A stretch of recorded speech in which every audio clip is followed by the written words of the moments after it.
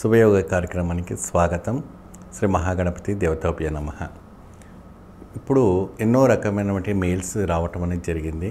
గురుగారు మాకు సంతానం కలగట్లేదు, సంతానానికి ఎన్ని పూజలు చేసినా ఎన్ని ట్రీట్మెంట్స్ తీసుకున్నా సంతానం కలగట్లేదు, దానికి ఎటువంటి ఒక నియమాలు ఉన్నాయి, ఎటువంటి పూజ చేస్తే మాకు సంతానం ప్రాప్తి కలుగుతుందని చాలా మంచి ప్రశ్న వేశారమ్మా. మంచి ఒక మెయిల్స్ పంపించారు. మీకు అద్భుతమైనటువంటి ఒక సంతానమని భగవత్ కృపా కటాక్షం వల్ల మీకు కలిగేటట్టుగా మీకు చెప్తాను. ఆ ప్రక్రియని తప్పకుండా మీరు పాటించండి. ఎవరికైనా కూడా సంతానం అనేది చాలా అవసరం.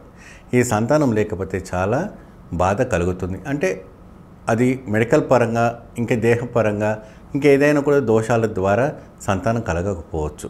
కానీ ఈ యొక్క సంతానానికి ప్రాప్తం కలగాలంటే ఆ దేవి ఒక వ్రతం, అంటే సంతాన దేవి యొక్క వ్రతం అని మీరు పాటించినట్లయితే ఆ దేవి కృపా కటాక్షం వల్ల తప్పకుండా మీకు సంతాన ప్రాప్తి అని కలగటం అనేది జరుగుతుంది.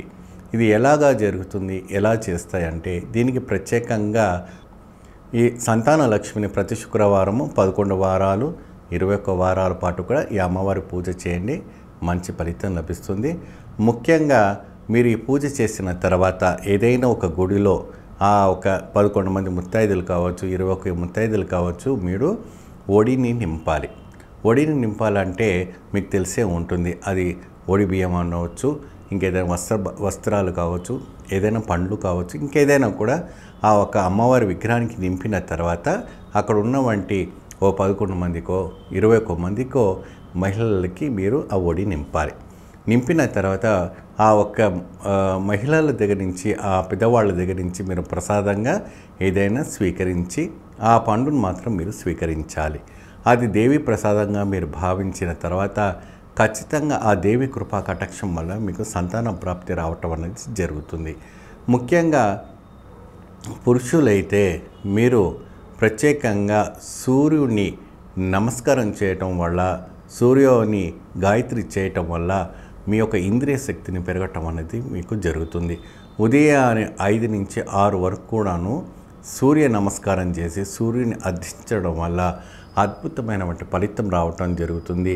ఇంద్రాది దేవతలని ఇంద్రుడిని కూడా మీరు ఆరాధన చేయడం వల్ల కూడా మంచి ఒక సంతాన ప్రాప్తి ఒక యోగం అనేది మీకు కలగటం అనేది జరుగుతుంది.